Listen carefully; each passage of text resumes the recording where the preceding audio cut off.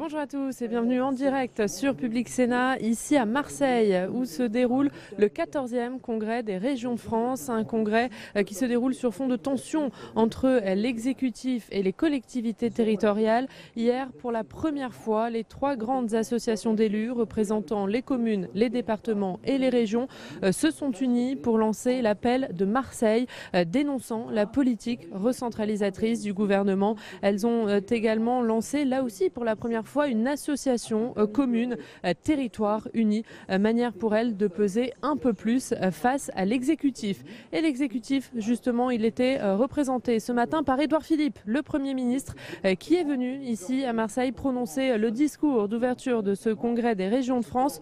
Dans quelques instants, vous pourrez suivre ce discours en intégralité, ainsi que le discours du président du Sénat, Gérard Larcher, qui lui viendra conclure cette matinée. Mais avant cela, je vous propose d'écouter les deux autres discours d'ouverture de ce congrès, celui d'Hervé Morin, le président des régions de France, et celui de la puissance invitante Renaud Muselier, le président de la région Sud Provence-Alpes-Côte d'Azur. On les écoute. Bienvenue à vous tous ici à Marseille. Merci Monsieur le maire pour votre accueil. Merci Monsieur le Premier ministre pour votre présence. Mon cher Édouard, nous y sommes très sensibles. Monsieur Larcher, vous étiez avec nous hier soir. Merci pour cet appel de Marseille que vous avez copiloté. Je tiens à saluer Mesdames les ministres, Madame Borne, Madame Vidal, Monsieur le ministre Blanquer et aussi mon ami ancien ministre Monsieur Dru. Je veux saluer Monsieur Hervé Morin, président de l'Association des régions de France. Merci d'avoir choisi Marseille, merci d'être ici et bravo pour le travail que tu fais avec les autres présidents des associations, que ce soit celui des départements de France, notre ami Dominique Bustreau et François Barouin. Je veux saluer bien sûr les présidents des régions de métropole et d'outre-mer, tous mes collègues, et aussi ma chère Martine Vassal, avec toutes les nouvelles responsabilités qui sont les tiennes. C'est un plaisir de travailler avec toi. Monsieur le haut-commissaire, Monsieur le président de la commission d'organisation des Jeux Olympiques, mon cher Tony Estanguet, avec tous les médaillés olympiques qui t'accompagnent, Mesdames et Messieurs les conseillers régionaux, Mesdames et Messieurs, je suis très heureux, bien sûr, de vous accueillir ici aujourd'hui à Marseille pour ce 13e congrès des régions de France. Merci pour votre présence si nombreuse aujourd'hui, puisque vous êtes plus de 1700. Un succès historique pour les régions de France. Hier déjà, nous étions 1200 élus locaux pour lancer l'appel de Marseille. Les territoires sont unis, communes, départements, régions, pour défendre les libertés locales. Alors, bienvenue dans cette ville, forte de ses 2600 ans d'histoire et dans cette terre de Provence, si méditerranéenne, si française, si européenne. Les régions au cœur de l'Europe, c'est le titre de notre congrès. Trop souvent, on parle de l'Europe. Soit en dernier, à la fin d'un discours pour meubler la conclusion, soit comme la grande fautive, qui ne comprendrait rien et serait la cause de tous nos malheurs. Je ne partage en rien cette vision. Au contraire, dès ces premiers mots, Monsieur le Premier ministre, je vais vous parler de l'Europe, des régions d'Europe et de l'Europe qui réussit, de l'Europe que j'aime. Tout n'est pas parfait, beaucoup de choses doivent être améliorées et nous aurons bien sûr l'occasion d'en débattre dans les semaines à venir, mais l'Europe est notre bien commun. Mon souhait le plus cher, Monsieur le Premier ministre, c'est un gouvernement et des régions partageant le même combat pour constituer la construction de l'Europe. Une Europe qui protège mieux, une Europe plus attentive à chacun, une Europe où chaque nation trouve sa place, où chaque nation est respectée. Une Europe plus forte, plus ouverte sur le monde aujourd'hui et plus encore sur celui de demain. Député européen et président de la région, je ne laisserai pas dire n'importe quoi sur l'Europe. Ce serait stérile et bien sûr trop facile. Dans cette Europe si souvent critiquée, parfois en difficulté, guettée par les populismes de tous bords, nous adressons un message tout simple, Monsieur le Premier ministre. Ne cassez pas ce qui fonctionne. Les régions de notre pays ont démontré leur capacité à gérer les fonds structurels européens et à donner une image de proximité et d'efficacité à l'Europe. Il faut préserver cela dans les futures orientations que vous donnerez à l'Europe avec le Président de la République. Nous voulons conserver la gestion du FEDER et du FSE et l'État doit s'engager à préserver le deuxième pilier de la PAC. À l'occasion de ce congrès, il y a deux écueils que je voudrais éviter. Rester superficiel et dire tout va pour le mieux dans le meilleur des mondes possible, pour que la journée se passe bien. Ne soyons pas candides, Madame Gouraud ne doit pas vivre dans le même monde que nous. À l'inverse, dire que tout va mal et être dans une opposition frontale sur tous les sujets avec l'État, est une faute lourde. Ce congrès, s'il est l'occasion de parler de l'Europe et qu'il est un moment important de la démocratie française, il est en même temps l'expression d'un profond malaise. Un malaise humain d'abord. Monsieur le Premier ministre, vous avez été un élu local. Vous savez ce que ça représente chaque jour que nous donnons pour nos mandats. Vous connaissez la responsabilité, la charge, mais également la fierté d'être le premier magistrat de sa commune, de son département ou de sa région. Regardez pourtant l'image qui aujourd'hui est donnée de nos collègues, de vos collègues, des élus locaux qui seraient trop nombreux, trop dépensiers, parfois même irresponsables ou corrompus, incapables de comprendre les enjeux d'avenir. Ceux qui pensent cela ont tort, et vous me rejoindrez, j'en suis sûr, sur ce point. Dans chacune de nos collectivités, tous les jours, nous innovons, nous inventons, nous nous efforçons en fonction de nos moyens de répondre aux attentes nombreuses et légitimes de nos concitoyens. Mais le malaise est également institutionnel. Nous avons le sentiment que votre gouvernement n'a pas confiance en nous, qu'il n'a pas confiance dans les collectivités territoriales, dans les élus locaux. L'évolution dans laquelle vous voulez nous conduire peut-être le pays, ce que je ne souhaite pas, ce que nous ne voulons pas, donne le sentiment parfois d'un jacobisme désuet. Monsieur le Premier ministre, vous êtes un homme de lettres et je connais votre goût prononcé pour la littérature. René Descartes définissait son discours de la méthode comme un moyen d'en dire assez pour faire juger que les nouvelles opinions, qui se verraient dans la dioptrique et dans les météores, n'étaient point conçues à la légère.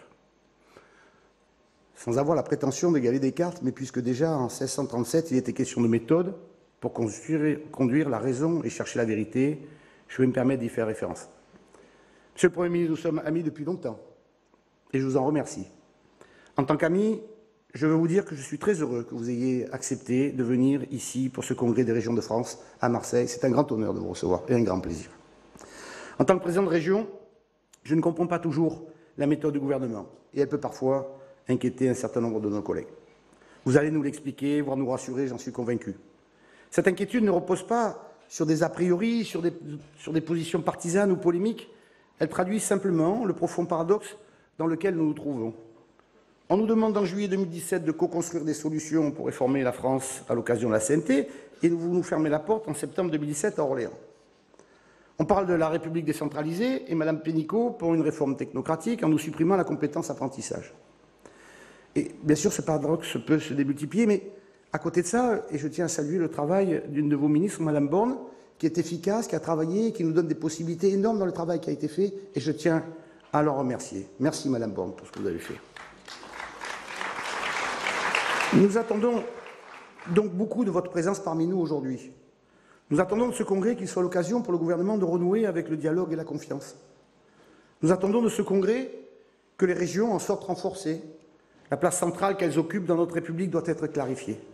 Nos missions essentielles pour l'attractivité et le dynamisme de nos territoires ne doivent plus morceler ou être supprimées. Nous attendons de ce congrès que les régions, acteurs majeurs de la transition énergétique, du développement durable et de la croissance verte, soient accompagnées et encouragées par l'État.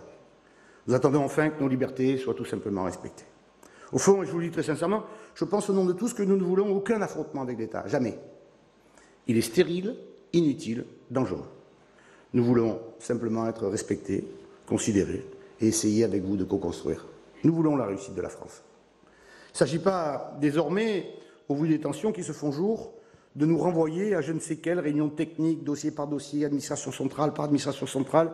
Nous voulons une vision d'ensemble, claire et conclusive. Nous faisons la bise, mon cher Édouard. Eh bien moi, je veux pouvoir te tendre la main au Premier ministre de mon pays que j'aime, et la lui serrer en le regardant dans les yeux, en confiance, comme dans la vraie vie. Je vous appelle donc à construire avec nous la République de la confiance. La République de la confiance, c'est d'abord une révolution culturelle dans les relations entre l'État et les collectivités. C'est avant tout une question de méthode, nous y revenons. La République de la confiance, c'est un État qui délègue ses compétences aux collectivités au terme d'une discussion. La discussion peut être franche, le débat contradictoire, mais ils doivent exister. La République de la confiance, c'est un État qui ne supprime pas unilatéralement des compétences majeures au territoire pour les récupérer lui-même et qui ne transfère pas aux collectivités les compétences dont il veut se débarrasser. La République de la confiance, ce sont des régions responsables de l'argent public et respectueuses des objectifs fixés. La République de la confiance, ce sont des régions qui connaissent bien leur bassin d'emploi et qui œuvrent pour l'intérêt général. La République de la confiance, c'est un État qui permet à ses préfets de prendre en considération les spécificités locales dans l'application d'une loi nationale, sans vouloir nous imposer une doctrine technocratique. Dans la République de la confiance, il y a 2 mots magiques parmi les plus beaux de la langue française. République. C'est la République française avec ses territoires. L'article 1 de notre Constitution nous le rappelle, l'organisation de la République est décentralisée. Et la confiance, 2e mot magique, qui est si dur à bâtir, si facile à détruire. Appliquons-nous à la reconstruire. Mes chers collègues, ensemble, président de région, vice-président, président de commission, conseillers régionaux, techniciens, nous gérons une part non négligeable de l'essentiel. L'avenir de la France, le bien-être de nos concitoyens, la respiration de nos territoires. Ensemble, nous définissons les orientations stratégiques des collectivités territoriales les plus lourdes et les plus importantes de notre pays. Chaque jour, nous appliquons les projets sur lesquels et pour lesquels, la plupart du temps, nous avons été élus. La loi NOTRe nous a placés au cœur de l'action publique. Stratégie économique, politique de formation, de transport, politique culturelle, rénovation numérique, révolution numérique, aménagement des territoires. Nos compétences sont multiples, nous les assumons toutes.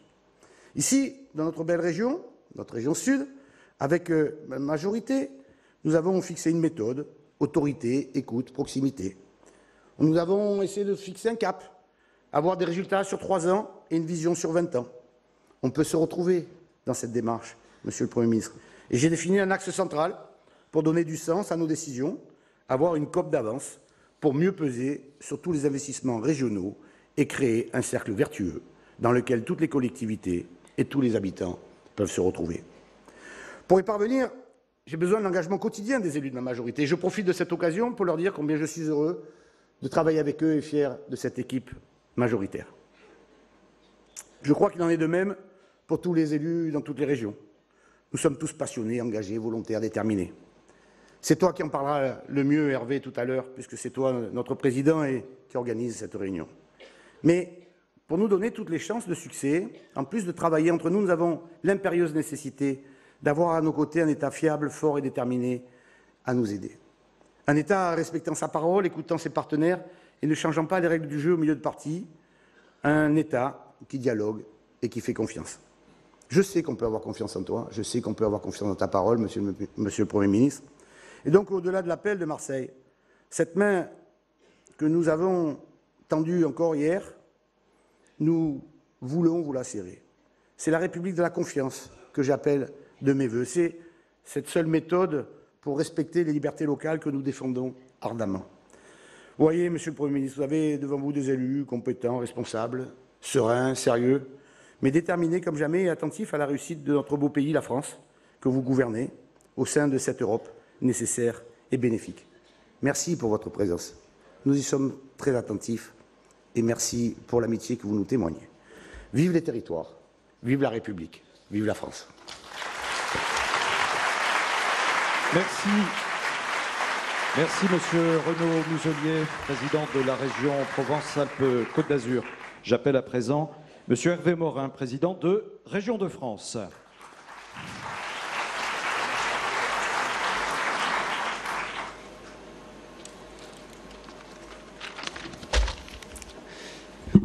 L'aveuglement est assez terrible. Bien, monsieur le Premier ministre, monsieur le Président du Sénat, pardon, mon cher Gérard, monsieur le Premier ministre, cher Édouard, mesdames les ministres, chère Elisabeth Borne, cher Frédéric Vidal, j'en profite pour dire comme Renaud que nous nous louons tous les jours, nous présidents de région qui sommes ici présents, de la qualité de la relation et du travail que nous avons pu mener avec vous dans le cadre de la réforme sur les mobilités et que vous êtes en quelque sorte pour nous ce que nous voudrions sur tous les sujets. Vous vous rendez compte ? Je voudrais saluer bien entendu Jean-Claude Gaudin, qui a exercé les plus hautes responsabilités, dont celle d'être président de région, puisque c'est la plus grande et la plus belle des responsabilités, avec l'autre qui est celle d'être maire d'une collectivité. Cher Jean-Claude, toujours heureux d'être dans ta ville avec la forme qui est la tienne, et bien entendu saluer Renaud Muselier, mon copain depuis toujours, et avec qui nous formons un bon tandem, notamment pour évoquer les questions européennes auprès de la Commission. Donc Renaud, merci de ton accueil et merci de la magnifique réunion que nous avons eue hier. Monsieur le Premier ministre, j'avais prévu un long discours rédigé et puis finalement ce matin, je me suis dit que ce n'est pas forcément très facile de s'exprimer devant autant de monde puisque nous n'avons jamais eu autant de congressistes. Mon cher Dominique, jamais eu autant de congressistes puisque nous sommes 1650 inscrits, c'est-à-dire le double de ce que nous sommes d'habitude pour un tel congrès, preuve s'il en est de la mobilisation des élus et des territoires, preuve de la volonté de participer à la construction de cette République des territoires qu'évoquait Renaud tout à l'heure. Monsieur le Premier ministre, j'ai donc décidé simplement de prendre des notes pour vous parler franchement. Alors on a cette chance, c'est que nous nous connaissons bien puisque nous appartenons à la même région, que nous avons fait campagne ensemble au moment des régionales et qu'il y a sur ce sujet un certain nombre de points sur lesquels je pense qu'il est bon que nous puissions nous exprimer et partager un certain nombre de convictions ou d'impressions. Et la première, c'est vous dire, comme Renaud, que nous sommes sincèrement très touchés que vous nous ayez fait l'honneur d'être là ce matin. Nous le prenons comme la volonté et le geste d'un gouvernement de vouloir rétablir le dialogue et la confiance qui ont été, il faut le dire, bien abîmés, cher Dominique, ces derniers mois. Et comme il s'agit de rétablir ce lien de confiance, j'en profite pour répondre à un certain nombre de questions que j'ai vues évoquées par la presse ces derniers jours sur ce qui serait la position des territoires, Monsieur le Premier ministre. Alors, la première question que vient souvent dans les articles nombreux sur nos relations, c'est la question de la posture politicienne. Nous serions dans une posture politicienne. Monsieur le Premier ministre, je ne peux pas vous dire ça autrement qu'avec la sincérité qui est la mienne. Jamais vous n'avez eu des présidents d'associations aussi bienveillants à l'égard du gouvernement. Jamais nous n'y avons autant cru. Et nous y avons vraiment cru parce que, je citais hier les nombreuses déclarations du chef de l'État concernant une nouvelle gouvernance publique, gouvernance moderne, celle qui fait la place aux politiques de proximité, parce que, à la tête du pays a été élu un homme qui a évoqué la constitution et la création d'un pacte girondin et la construction moderne, européenne, j'allais dire, de la France autour d'une idée simple.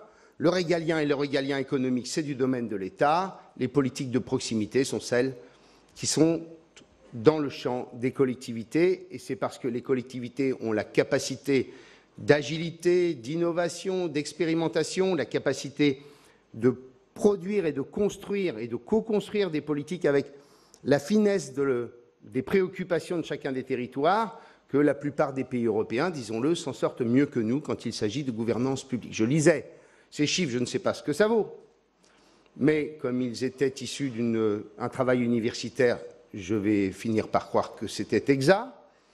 C'est que si on regarde à compétence égale, je dis bien à compétence égale, le volume des fonctionnaires de l'État en Allemagne, il est d'1 million de moins qu'en France. Et donc, en clair, ce n'est pas parce qu'on est dans un pays où il y a des autonomies locales extrêmement prononcées, puisque là, on est dans un pays fédéral, ou dans des pays très régionaux, que pour autant, on produit de la suradministration. Et donc, oui, nous avons été déçus parce que de ce pacte girondin, de cette réunion au Sénat, cher Gérard, et des mots prononcés par le président de la République, nous nous sommes dit, ça y est, la France va rentrer dans la modernité. Et très sincèrement, alors François Baron a cette formule formidable qui est de dire, nous sommes, nous, les trois présidents d'associations, violemment modérés. Et Jean-Luc Rigaud, qui est à côté, est encore plus violemment modéré que nous. Et donc, j'allais dire, si vous aviez eu un autre président de région de France, on aurait pu se dire, il y a peut-être des arrière-pensées de politique nationale. Si vous aviez eu un autre président de département de France, peut-être auriez pu vous dire ceci. Et pour le troisième, pour les maires, la même chose. Nous avons tous fait un choix, François Baroin, Dominique Bussereau et votre serviteur, qui est de faire le choix du local, du territorial. Et nous l'avons fait, dois-je le rappeler, avant l'élection présidentielle, à un moment où, a priori, nous estimions qu'on avait de fortes chances de la gagner, cette élection. Il y a eu un petit accident de parcours, bien. Mais le choix que nous avons fait a été un choix qui a été celui de se dire la vie nationale, ce n'est plus pour nous. Aujourd'hui, désormais, nous allons nous consacrer à notre territoire. Pourquoi, à partir de cette analyse, aurions-nous eu cette volonté de rentrer dans un affrontement avec l'État? Parce que je crois que tous, nous pensons la même chose. L'État ne peut pas faire grand-chose sans nous, et nous ne pouvons pas faire grand-chose sans l'État. Et à partir de là, nous avions cette volonté de bâtir un chemin nouveau. Il n'y a, Monsieur le Premier ministre, aucune posture politicienne dans la démarche des élus territoriaux qui sont là devant vous. Deuxième sujet, là aussi je me réfère aux déclarations des uns et des autres ou encore aux déclarations de Jacqueline Gouraud ce matin sur France Inter. Ces débats n'intéresseraient pas les Français, ils n'intéresseraient que les élus qui seraient en quelque sorte dans la défense de leurs prérogatives, de leurs privilèges, de constructions diverses et variées. Privilèges, j'aimerais bien les connaître d'ailleurs. Je pense que là, on se trompe aussi.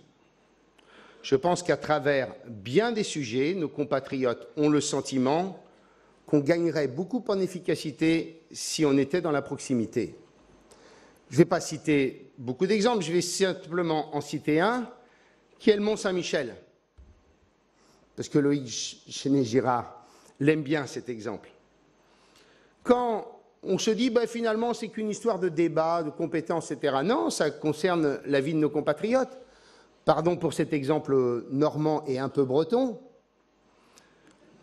Mais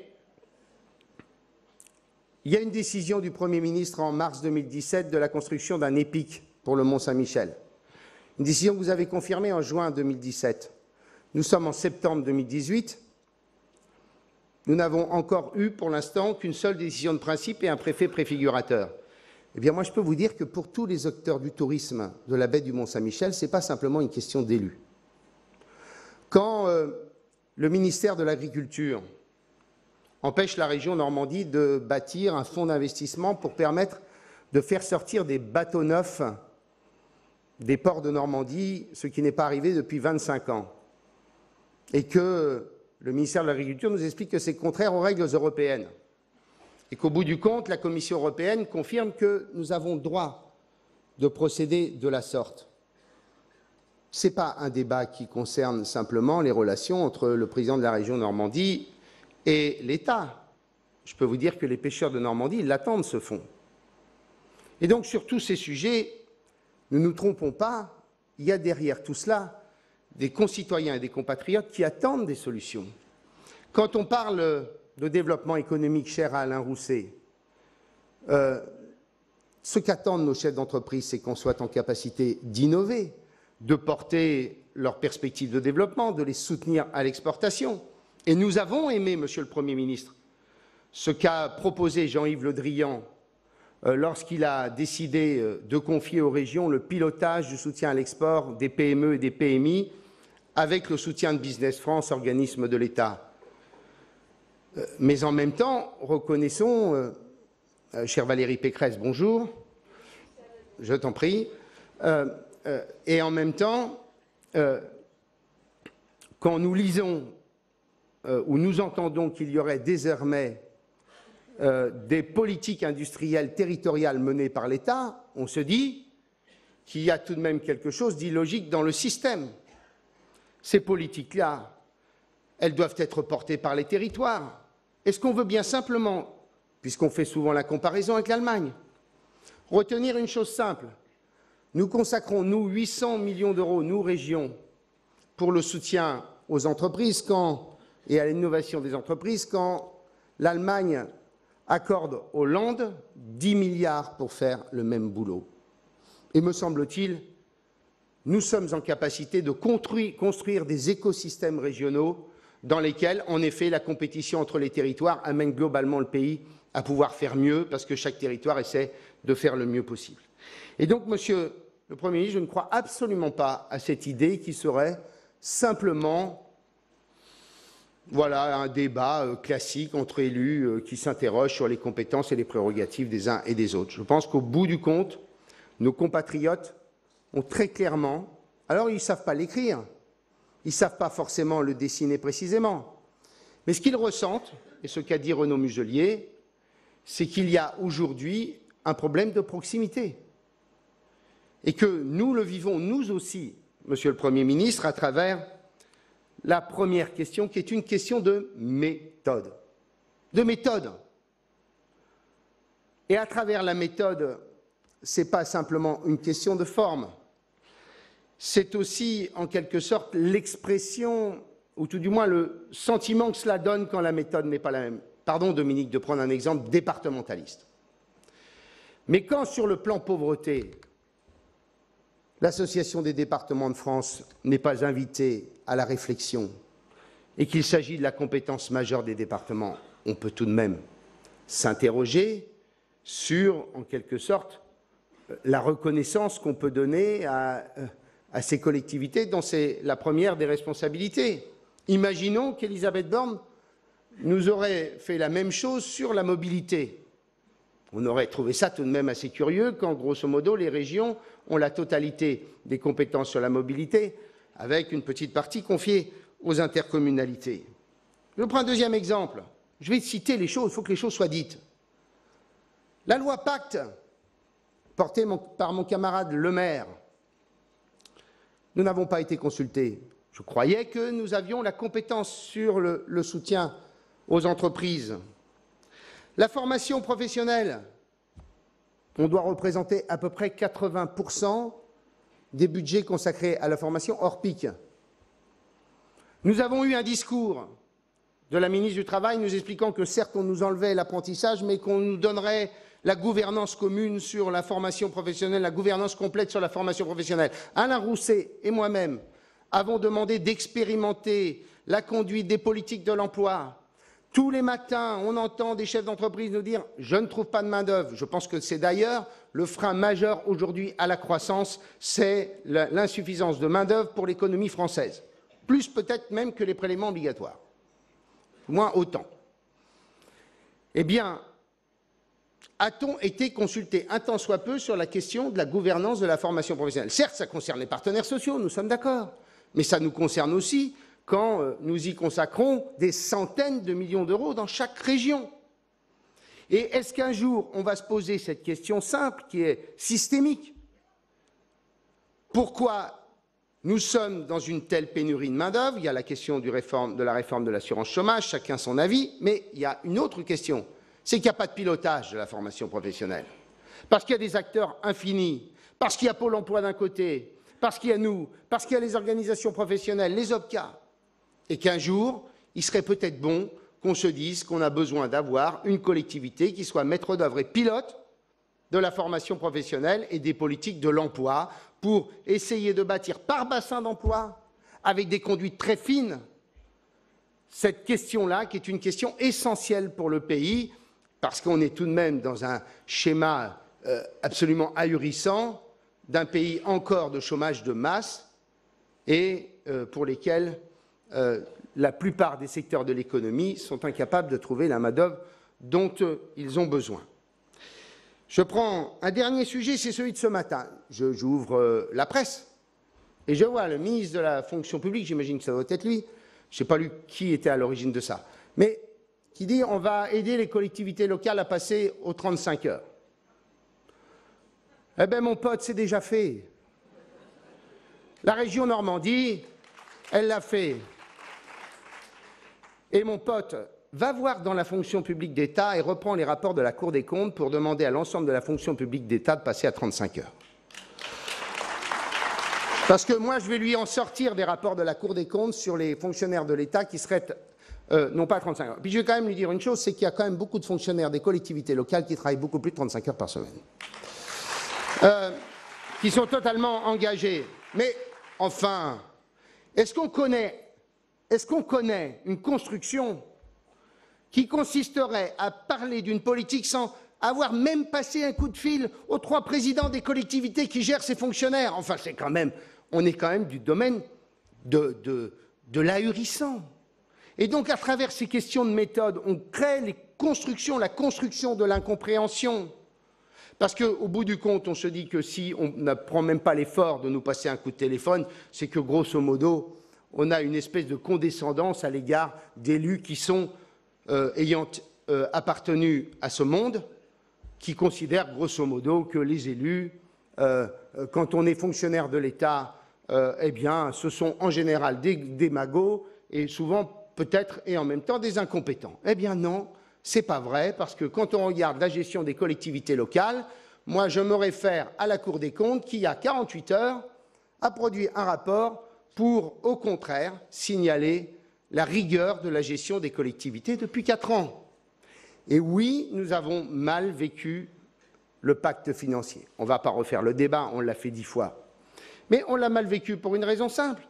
C'est que quand je regarde les documents budgétaires issus de votre gouvernement, qu'est-ce que je vois? Dans vos tableaux, je voulais les emmener, je les ai oubliés. Dans vos tableaux, quelle est aujourd'hui, dans les APUL, la seule structure qui contribue au désendettement de la France jusqu'en 2022, ce sont les collectivités territoriales. Ça fait 4 ans que nous sommes ceux qui contribuons à réduire un peu l'augmentation de la dette de la France. En clair,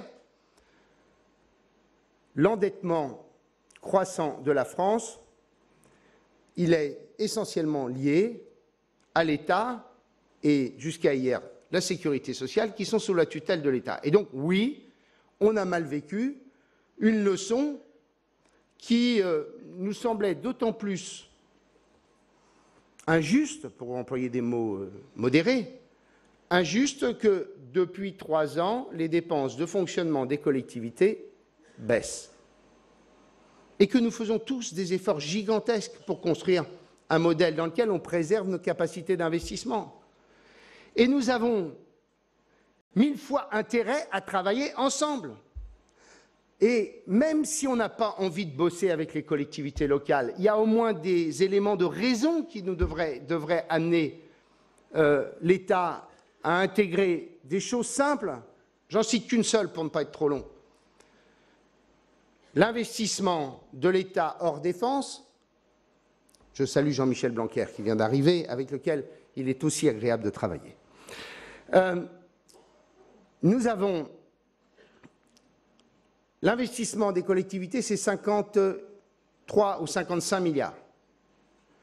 L'investissement civil de l'État, c'est 8 milliards. Ça se respecte de discuter avec des collectivités qui représentent 80% ou 90% de l'investissement public. Quand nous sommes appelés en permanence au titre du contrat de plan sur toute une série d'investissements, pour prendre un exemple normand, pardon, mais parce que c'est ceux qui me viennent en tête, mais si la région Normandie n'était pas là pour financer les équipements du grand port maritime du Havre, on pourrait les attendre. Et j'imagine qu'à Marseille, c'est la même chose, Martine. Et donc, au moins pour des raisons de pragmatisme, on devrait bâtir une autre méthode, parce que, au bout du compte, il y a des points, même si on prend les dépenses de fonctionnement. Sur les dépenses de fonctionnement hors défense, le budget de l'État, c'est 350 milliards à peu près. Les budgets des collectivités, c'est 180 milliards.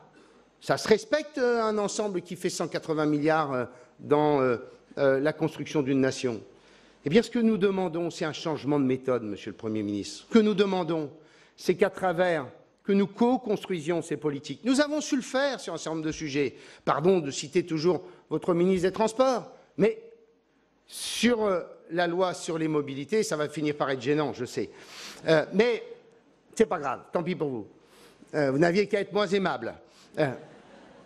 Eh bien, Nous avons su le faire sur la réforme de la SNCF, nous savons le faire sur la loi sur la mobilité, nous savons presque le faire sur l'orientation. Bien. Eh bien, il y a encore un peu de boulot, il y a 2-3 éléments à clarifier. On va en parler. Mais voilà, il y a cette question fondamentale, car à travers la méthode, c'est l'expression qu'on donne de l'autre. Je citais hier le président de la République qui citait Lévinas, le 17... Lévinas, le 17 juillet 2017, que la confiance était le rapport à l'autre, c'est bien ça le sujet. Bien, deuxième sujet, deuxième point, Monsieur le Premier ministre, les questions de fond. J'en invoque 4 très rapidement, je sais que vous avez un agenda serré. Mais je crois que c'est bon qu'on puisse se parler. Alors, il y a la question des fonds européens. Renaud l'a évoqué. Si on veut donner un visage à l'Europe, il faut bâtir en effet une relation qui permet, oui, à l'Europe, j'ai mon collaborateur qui m'explique que je suis trop long, mais je vais quand même consacrer un petit peu de temps. Sur les fonds européens, qui peut dire que le transfert aux régions des fonds structurels européens a été une mauvaise idée? Elle a été décidée en 2012, mise en œuvre en 2014. Qu'est-ce qu'on constate aujourd'hui? C'est que nous avons une autre menace qui est désormais de considérer que nous irions vers la recentralisation des crédits européens. C'est tout de même oublier que si nous connaissons autant de dysfonctionnements, c'est parce que nous n'avons pas totalement tiré les conséquences du transfert des fonds européens aux collectivités. Si nous connaissons une situation dans laquelle les agriculteurs ne sont pas payés pour les MAEC de 2016, c'est parce que l'ASP a été incapable de mettre un programme qui convient, service de l'État. Si nous avons pris 1 an de retard sur le programme FEAMP, c'est parce que ce programme-là est resté dans un cadre national. Si nous avons autant de difficultés à développer Leader, à faire en sorte que les crédits Leader soient consommés, c'est parce qu'on a consacré et mis en place un système qui est absolument infernal. Et ce n'est pas nous qui l'avons mis en place. Et deuxième élément que tout de même on devrait intégrer, c'est qu'aujourd'hui, beaucoup de compétences sont dans les collectivités, que les RGPP successives ont amené à un affaiblissement majeur des services déconcentrés de l'État, et que considérer qu'on va pouvoir retraiter ces sujets-là en les redonnant à des administrations déconcentrées qui ont été purgées d'une partie de leurs compétences et de leurs matières grises, ça va être extrêmement compliqué. Parce que quand on voit, rien que sur les dossiers agricoles, que les DDTM mettent 1 an pour arriver à éponger le stock, il y a vraiment un vrai sujet. Et quand, Monsieur le Premier ministre, nous apprenons que par une rime, dont on dit qu'elle aurait décidé de maintenir les fonds structurels européens aux régions, mais aurait décidé de rebasculer le FEADER, c'est-à-dire le deuxième pilier de la PAC, à l'État, nous crions folie. Parce que si nous faisons cela, ça veut dire qu'il n'y a plus de politique agricole régionale. Ça veut dire qu'il n'y a plus de politique différenciée en fonction d'agriculture qui ont des problématiques différenciées en fonction des territoires. Et ce serait, pour nous, le pire signal qui nous serait donné parce que, Monsieur le Premier ministre, j'ai en tête un petit déjeuner avec le chef de l'État au Salon de l'Agriculture. Je n'étais pas seul, donc j'ai entendu, tout le monde a entendu la même chose. Et Alain Rousset, qui a vu Emmanuel Macron la semaine dernière, peut le confirmer. Nous avons eu un président de la République qui m'a dit, à ma question, en effet, je suis favorable à la décentralisation totale des crédits FEADER du deuxième pilier de la PAC. Ça marchera mieux, c'est ce qu'il nous a dit. Eh bien, au moins que cet engagement-là soit tenu, parce qu'il serait pour les régions le pire signal, en réalité, de la rupture de confiance. Deuxième sujet, j'y viens rapidement, c'est la question de l'orientation. Depuis des années, les régions réclamaient l'orientation. C'est fait dans des conditions, voilà, bon, pas à pas. L'information des jeunes, l'information des familles, tout le monde a conscience que si nous ne réglons pas cette question-là, nous nous trouvons face à une problématique majeure, c'est que nous ne sommes pas capables de bâtir des modèles d'intégration professionnelle pour beaucoup de jeunes. Monsieur le ministre de l'Éducation nationale, je vous livre simplement une petite expérience, celle d'un président de région qui, avec le recteur, excellent recteur par ailleurs, visite un lycée le jour de la rentrée scolaire. Et j'ai posé dans 3 classes, de terminale et de première, une question simple aux jeunes. Est-ce que vous êtes déjà allé dans une entreprise et est-ce que vous avez eu des contacts avec des professionnels de différents métiers durant vos années scolaires? Eh bien, on était entre 2 et 4 personnes, 2 et 4 jeunes qui levaient la main le matin de la rentrée. Donc, en clair, jusqu'à la terminale ou jusqu'à la fin de première, ils n'avaient eu aucun contact avec les milieux professionnels. Et ça ne peut plus durer. Et donc, si on veut que ça ne dure plus, il faut faire en sorte qu'on bâtisse un système simple où éducation nationale, région, département, Dominique, et monde professionnel soient ensemble pour bâtir réellement des politiques d'information des jeunes et des familles pour qu'ils puissent aller dans les métiers où ils pourront trouver un boulot et dans des métiers dans lesquels ils s'épanouiront. Et cela impose un pilotage qui nécessite néanmoins quelques moyens, qui est toute la question du transfert du personnel qui n'est pas franchement réglée, et aussi la question du financement d'opérations qui impose un certain nombre de crédits parce qu'on est aujourd'hui dans des contraintes absolument sérieuses. J'ajoute aussi, Monsieur le Premier ministre, sur l'apprentissage, pour évoquer un deuxième sujet touchant à la jeunesse. J'ai d'ailleurs été heureux de constater que Muriel Pénicaud, dans la presse il y a 8 jours, se félicitait de l'augmentation du nombre d'apprentis en 2017. Heureusement qu'elle nous a expliqué pendant les débats parlementaires que les régions étaient nulles, étaient incapables de gérer l'apprentissage, dont je rappelle que nous n'avons la compétence que depuis 2016. Et j'ai été heureux d'entendre le chef de l'État, lors de la présentation du plan pauvreté, que l'augmentation du nombre d'apprentis pour ceux sortant de 3e était de 40% durant l'année 2017. Je crois encore que c'était une compétence régionale que nous n'avions que depuis hier, sur laquelle nous nous étions engagés fortement en y mettant beaucoup d'argent, pour la plupart des régions, disons-le, et qu'il y avait là, je crois, une compétence qui était clé dans un continuum de compétences régionales qui vont du lycée jusqu'au développement économique. Mais je dis au gouvernement et notamment au ministre de l'Éducation nationale que cette question de l'apprentissage, elle reste devant nous. D'une part, parce que la question du fonds d'aménagement du territoire permettant de financer les CFA qui sont très déficitaires impose qu'on soit extrêmement sérieux sur cette dotation, non pas pour nous faire plaisir, mais pour éviter que de très nombreux CFA ferment en milieu rural ou dans les quartiers défavorisés. Et deuxième élément, Monsieur le ministre, c'est que je n'ai toujours pas compris comment on allait bâtir un modèle dans lequel il y a l'initiative privée et les branches de l'autre, et les lycées professionnels dans lesquels, là aussi, on veut bâtir plus d'apprentissage. Je vous dis que là, il va y avoir un sujet que je vous invite à méditer, parce que d'un côté, vous allez avoir le secteur public qui va dire, bien entendu, maintenant, les branches professionnelles ne vont plus nous calculer, et de l'autre, les branches professionnelles qui vont expliquer que les lycées, ils ont un avantage énorme par rapport au CFA, c'est que les lycées sont financés par les régions et qu'il y a une partie des coûts qui sont d'ores et déjà intégrés dans les dialogues de gestion que nous avons avec chaque lycée. Et donc cette question-là, elle mérite d'être posée avec beaucoup de lucidité et pas de dogmatisme. Et donc j'appelle le gouvernement à un vrai dialogue sur cette question, même si vous avez fait un choix que nous ne partageons pas. Troisième élément, les crédits.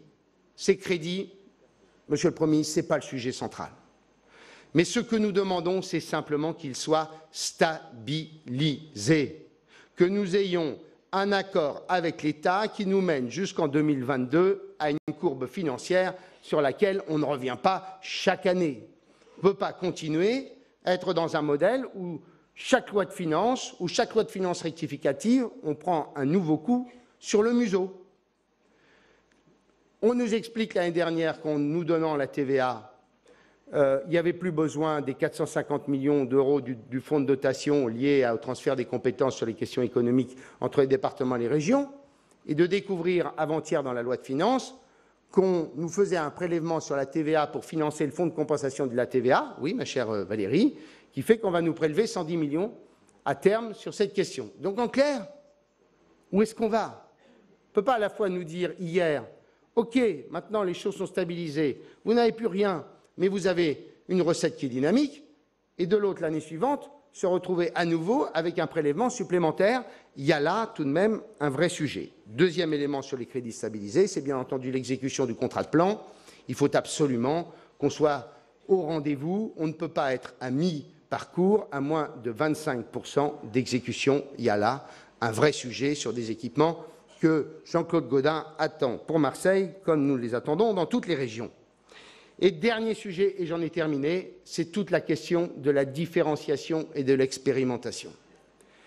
Si le gouvernement et le chef de l'État veulent donner un signal aux collectivités, ce n'est pas simplement la révision constitutionnelle, c'est aussi une autre question, c'est celle de nous associer aux lois organiques, parce que pour toutes celles et tous ceux qui ont fait un peu de droit constitutionnel, on sait très bien que la Constitution, elle dépend beaucoup de la construction et de la rédaction de la loi organique. Or, nous n'avons jamais été associés, contrairement à ce que nous avons demandé à Mme Belloubet, à la rédaction de ces lois organiques qui nous concernent, puisqu'elles concernent les collectivités territoriales. Je pense que ça aurait été de bonne loi que nous puissions y être associés. Et deuxièmement, même si la révision constitutionnelle dépend bien entendu de débats importants entre le président Larcher et le président de la République. Mais au-delà de cela, le chef de l'État n'a cessé de dire qu'il fallait des politiques territoriales différenciées en fonction de territoires ayant des problématiques particulières. Nous avons depuis un an tous proposé des différenciations. Nous avons tous proposé des expérimentations. Nous n'avons, je ne vais pas les citer, je l'ai fait hier soir, nous n'avons jamais eu le moindre retour de l'État sur ces expérimentations et sur ces politiques différenciées que nous voulions mener. Qu'est-ce que ça coûte de tenter quelque chose de neuf, de nouveau, d'essayer de bâtir un nouveau modèle de gouvernance qui ensuite pourra être généralisé sur la totalité de la France? Il n'y aurait pas plus beau signal que de faire en sorte que le discours du président de la République en Bretagne soit un discours qui soit entendu dans toutes les régions de France, où il a évoqué en effet des politiques différenciées pour la Bretagne. Eh bien, Monsieur le Premier ministre, nous sommes demandeurs de mêmes politiques différenciées, région par région, chacun sur nos sujets, parce que nous estimons qu'en effet, sur un certain nombre de questions, nous sommes en mesure de démontrer qu'on peut faire mieux. Et je termine sur un dernier point. Je m'en voudrais de ne pas citer l'Outre-mer et la Corse. Je sais que le président de la République est aujourd'hui dans les Antilles, c'est ça, Alfred, je crois. L'Outre-mer a ses problèmes. Je suis allé à La Réunion fin juillet, ce qui n'a pas les mêmes problèmes que les Antilles. Je ne fais pas la confusion sur les problématiques, mais ce que je sais, c'est qu'il y a des sujets particuliers, des problématiques particulières pour ces territoires ultramarins et qu'il faut qu'elles soient entendues. Et deuxièmement, ce serait faire un procès à nos amis de la collectivité territoriale de Corse de penser qu'il n'y a pas moyen de bâtir un modèle qui est le modèle existant dans tous les pays européens pour les îles de la Méditerranée. La Corse a voté et elle a exprimé un choix politique. Et ce choix politique, il doit être respecté parce que sinon, on ne sait pas comment les choses peuvent tourner. Et je le dis, je ne comprends pas pourquoi nous n'arrivons pas à bâtir avec Gilles Simeoni et Jean-Guy Talamoni un dialogue permettant de répondre à une revendication légitime des Corses pour bâtir un modèle qui est celui qui existe sur toutes les îles de la Méditerranée. Alors, Monsieur le Premier ministre, j'avais envie de vous dire tout cela puisque nous n'avions pas eu l'occasion de nous parler depuis longtemps, et j'ai envie de vous dire une chose simple. Comme vous, nous souhaitons le redressement de la France. Je vais même vous dire, je souhaite que vous réussissiez. Je ne suis pas dans la majorité et je n'ai aucune intention d'y être. Mais je souhaite que vous réussissiez. Je souhaite que vous réussissiez parce que la pire menace pour nous, c'est le syndrome de tous les autres pays européens, avec des majorités nationalistes, je n'aime pas le mot de populiste, mais de nationalistes, de majorités qui remettent en cause les fondements des valeurs européennes et aux valeurs auxquelles nous croyons. Et pour cela, nous avons besoin de réussir. Et Monsieur le Premier ministre, vous ne réussirez pas seul. Vous réussirez avec nous, et donc laissez-nous faire là où on est mieux pour le faire que l'État. Je vous remercie. Merci. Deux mots. Des trottinettes à Colmar, des vélos... Voilà pour les discours de Renaud Muselier, le président de la région Sud, Provence-Alpes-Côte d'Azur, et d'Hervé Morin, le président des régions de France. Vous l'avez entendu, tous deux ont interpellé Édouard Philippe sur sa méthode, sur sa politique envers les collectivités territoriales. Et Édouard Philippe était présent ce matin à Marseille pour leur répondre. Il a prononcé le discours d'ouverture de ce 14e congrès des régions de France. Je vous propose de le regarder tout de suite en intégralité. Monsieur le Premier ministre, Édouard Philippe, c'est à vous.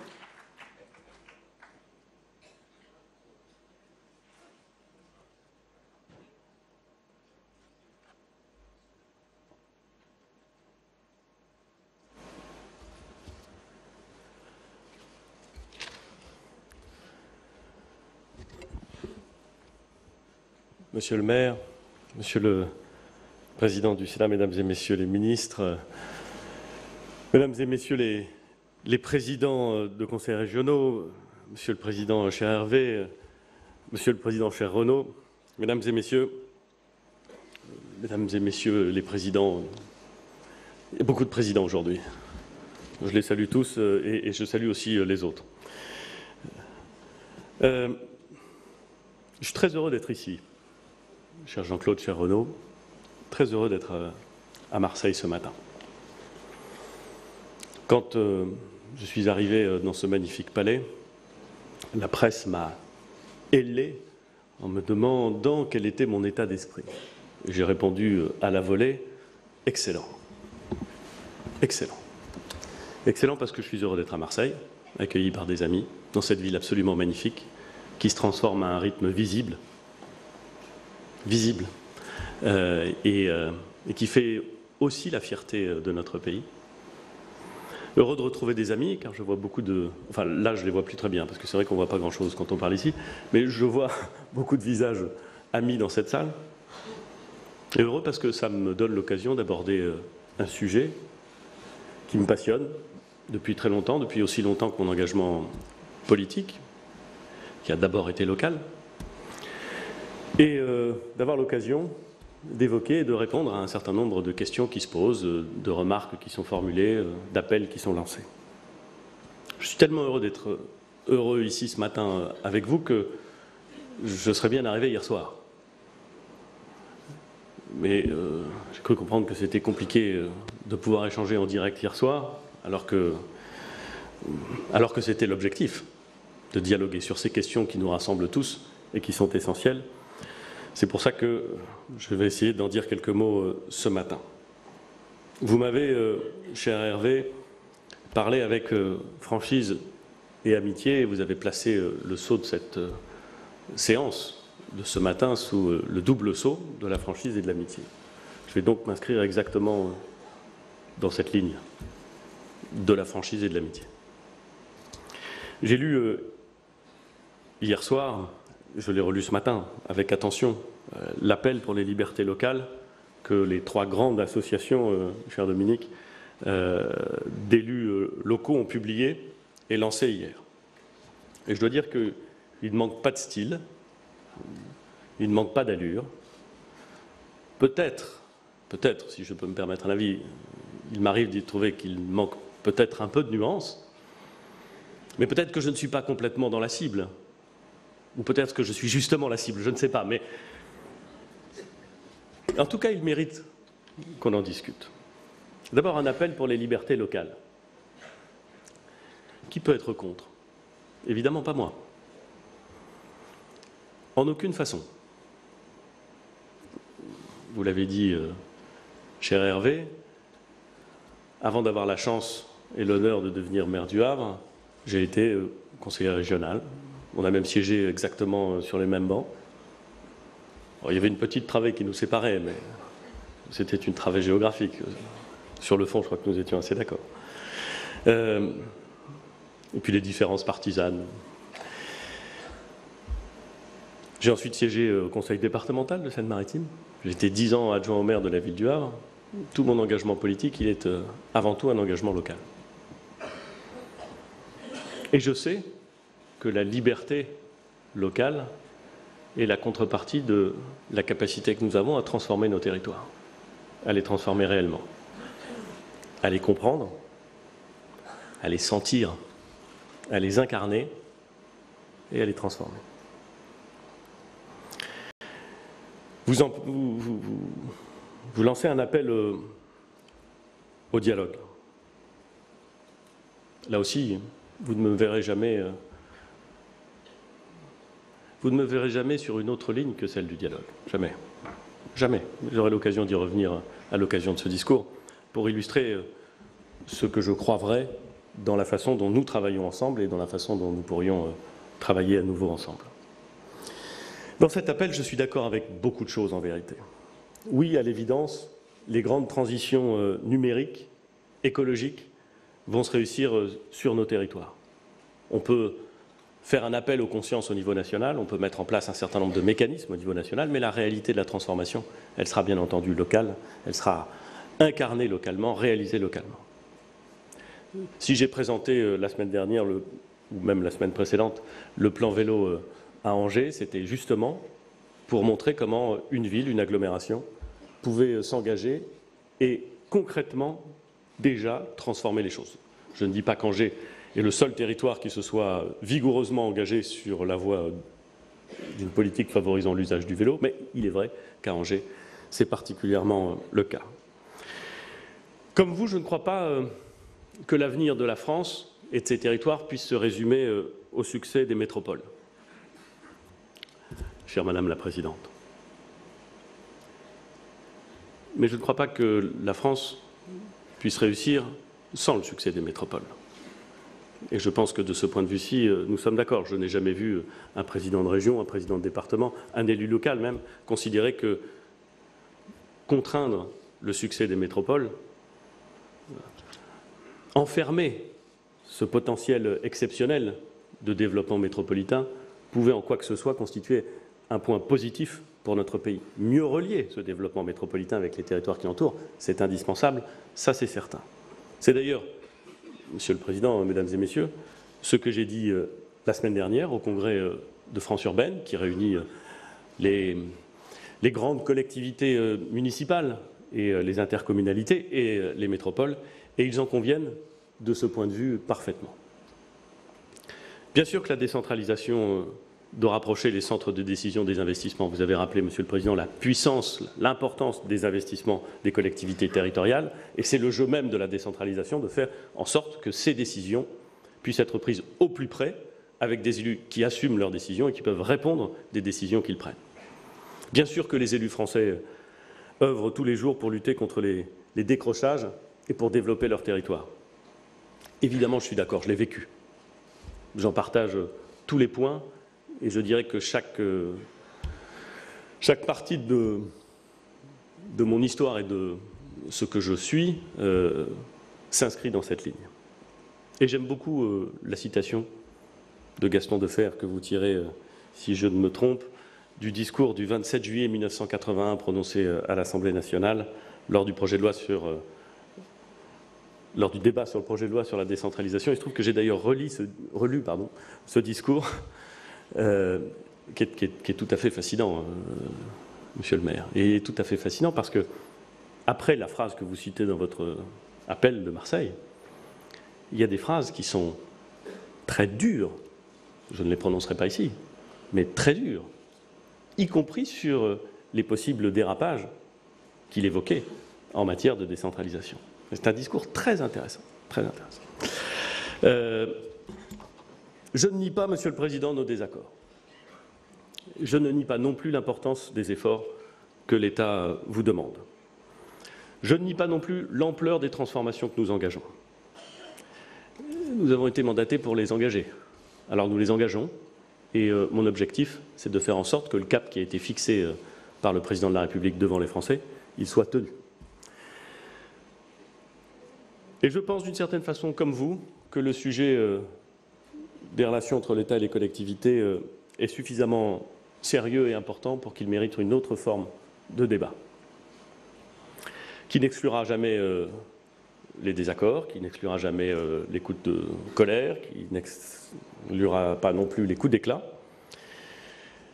mais qui, je pense, peut porter sur autre chose qu'un débat que je crois au fond infondé sur la volonté de recentralisation ou d'ultra-centralisation ou sur l'idée même que nous voudrions revenir sur un équilibre qui a été défini au sein de la Constitution en 2003, indiquant que notre pays, notre République, était décentralisée. Quelles sont les demandes que vous formulez dans cet appel? Première demande, une participation équitable de l'État aux côtés des collectivités locales au redressement des comptes publics. Vous l'avez évoqué, Monsieur le Président. Vous écrivez que d'ici 2022, les collectivités locales vont contribuer au désendettement de la France à hauteur de 50 milliards, alors que l'État va accroître l'endettement du pays de 330 milliards. Je vais commencer par vous donner raison. Ce sont bien les ordres de grandeur dont il s'agit. Je ne les conteste pas, mais je voudrais approfondir le sujet que vous venez de soulever, en formulant 2 ou 3 remarques. Première remarque, pourquoi est-ce que le déficit de la personne morale État se creuse? Parce que toutes les réductions d'impôts ou de charges qui sont décidées et qui sont nécessaires sont à la charge de l'État. La baisse de l'impôt sur les sociétés, la réforme de l'ISF, la mise en œuvre du prélèvement forfaitaire unique, la transformation du CICE en allègement de charges, la suppression de la taxe d'habitation, qui passe par un dégrèvement, et donc intégralement compensée par l'État, toutes ces baisses d'impôts, elles sont assumées par la personne morale État. Par les contribuables de l'État, bien entendu, mais par la personne morale État. Et une fois qu'on a dit ça, on constate en effet que la charge essentielle de cette baisse d'impôts repose sur l'État. Deuxième élément. Pour pouvoir mettre en œuvre ces baisses d'impôts, pour pouvoir les supporter, il faut avoir une action forte sur la dépense. C'est la baisse et la modération de la dépense publique qui permet de crédibiliser et de rendre possible à la fois les baisses d'impôts et la maîtrise de la dette. Or, sur cet aspect-là, Monsieur le Président, en 2018, comme en 2019, l'effort de l'État, personne morale État, sur sa dépense sera supérieur à celui demandé aux collectivités territoriales. Je le dis clairement, et ce sera démontré dans l'exécution du budget 2018, dans les chiffres du PLF 2019, l'effort de maîtrise des dépenses de l'État, stricto sensu, sera supérieur à l'effort demandé aux collectivités territoriales. Et cet effort supérieur sera réalisé dans un contexte où les concours de l'État aux collectivités locales seront stables. Et je le dis là encore avec beaucoup de clarté, parce que pendant longtemps, ça n'a pas été le cas, Monsieur le Président. Vous avez indiqué la modération de la dépense des collectivités territoriales. Vous savez comme moi que pendant longtemps, cette modération de la dépense, elle a été assurée, ou plus exactement imposée, par une baisse de dotation massive et qui concernait toutes les collectivités territoriales. Ça n'est pas ce que nous faisons. Ça n'est plus ce que nous faisons. Nous avons indiqué la stabilité des dotations, et même, mais elle est tellement légère que je ne veux pas la mentionner, une toute légère augmentation. Nous demandons que la hausse des dépenses de fonctionnement des collectivités ne dépasse pas 1,2% par an, et 228 collectivités sur les 322 collectivités concernées ont décidé de s'engager en ce sens, dans l'immense majorité des villes et des métropoles et des intercommunalités, 45% des départements et plus de la moitié des régions. Et je les remercie. La norme que nous appliquons à la totalité des dépenses de l'État en 2018 et 2019, c'est 0,7%. 1,2 dépenses de fonctionnement pour les collectivités, en plus, 0,7% pour l'État. Monsieur le Président, les dépenses de l'État, en volume, vont baisser. En volume, pas en valeur, en volume. Ça n'était pas arrivé depuis très longtemps. Des baisses d'impôts financées par les... Et un mot, puisque vous avez dit qu'il ne fallait pas réouvrir le débat, mais quand même, ça me fait plaisir de le dire, sur ces contrats. Contrats, Monsieur le Président, qui avaient été demandés, s'agissant des contrats relatifs à la dépense, par les collectivités territoriales, par les associations de collectivités territoriales. Eh oui, nous les avons proposés, nous les avons mis en œuvre. La vérité, j'écarte les débats sur les postures politiciennes. Mais la vérité, puisqu'ici il y a beaucoup d'élus, et puisqu'on sait ce que c'est que le débat politique, la vérité, Monsieur le Président, c'est que pour beaucoup d'entre nous, il était plus facile pendant longtemps de supporter la baisse des dotations du point de vue politique. C'était très désagréable du point de vue budgétaire et financier, très désagréable. Mais lorsqu'on était maire, président de conseil départemental, président de conseil régional peut-être, je peux parler en tout cas pour les maires, c'était assez facile de dire « nous devons comprimer notre dépense parce que l'État baisse et baisse violemment et de façon constante ses dotations ». C'est techniquement difficile à assumer. C'est politiquement extrêmement facile à assumer. Ce que nous proposons, ça n'est plus ça. C'est d'assumer le fait que nous maîtrisons l'augmentation de la dépense. Et pour ça, il faut s'engager. C'est beaucoup plus difficile politiquement à assumer. Et comme je m'y attendais, Monsieur le Président, une immense majorité des élus s'y est engagée. Une immense majorité des élus. Parce que, évidemment, les élus sont responsables. Évidemment, ils sont responsables. Évidemment, ils sont capables de dire « c'est vrai, c'est difficile, mais c'est mieux qu'une baisse des dotations. Ça garantit une stabilité des dotations. Et donc, on va s'engager. Et ce n'est pas facile à tenir, je le sais. Et ça se fait à un moment où l'État s'applique une norme de progression de dépenses plus stricte, ce qui n'a, reconnaissez-le avec moi, pas toujours été le cas. Vous m'avez interrogé sur ce sujet, je tenais à vous apporter ces éléments de réponse. Je pense qu'ils doivent pouvoir vous intéresser. Vous aurez d'ailleurs noté, mesdames et messieurs, que, à la différence de ce qui avait prévalu pendant longtemps, le volume global de la dotation globale de fonctionnement, c'est pas très élégant, enfin bon bref, le volume de la dotation globale de fonctionnement est aujourd'hui stabilisé. J'observe que Philippe Laurent, que nous connaissons bien ici, qui est un des grands spécialistes des finances publiques au sein de l'AMF, maire de Sceaux, a confirmé devant le comité des finances locales que ces engagements financiers qui avaient été pris par le gouvernement étaient tenus. Ça n'est pas rien dans le débat que nous avons, et puisque nous nous parlons avec franchise, je pense que ça mérite d'être noté. La Cour des comptes hier, vous l'avez cité, Monsieur le Président, a noté sa préférence pour la méthode que nous avons retenue plutôt que pour la méthode qui prévalait antérieurement, à savoir la baisse unilatérale des dotations aux collectivités. Je suis évidemment volontiers tenté de suivre et de m'inspirer de la sagesse de la Cour des comptes. Et je pense que cet instrument de la contractualisation est, je le dis comme je le pense, prometteur. Il va s'améliorer. Il est neuf. Je n'ai pas la prétention de réussir du premier coup la mise en place d'un système aussi radicalement différent de ce qui prévalait avant et aussi complexe à mettre en œuvre avec l'ensemble des collectivités cibles, avec les 322 collectivités cibles. Discuter un contrat comme ça, c'est pas évident. Interpréter l'exécution d'un contrat comme ça, c'est pas évident. À l'évidence, on va s'améliorer. Je veux bien prendre un pari. Vous ne savez pas, l'appel de Marseille, Monsieur le maire, Madame la Présidente, c'est le pari de Marseille. Le pari qu'à l'avenir, quels que soient les gouvernements, on ne reviendra pas sur cette logique de contractualisation financière. C'est un pari. On aura l'occasion un jour de constater si il était fondé ou infondé. Vous demandez, Monsieur le Président, une concertation sincère entre l'État et les collectivités. Un mot sur la conférence des territoires que tout le monde, et moi le premier, appelait de ses voeux et dont vous fustigez l'échec en le taxant de, je cite, de lieu de concertation formelle où l'État et les collectivités constatent leur désaccord. Si j'osais, sans en faire trop dans la provocation, je vous dirais assez volontiers qu'un endroit où on peut se retrouver et le cas échéant constater des désaccords, c'est déjà pas si mal. J'ai connu une époque où les désaccords, je les constatais tout seul et a posteriori.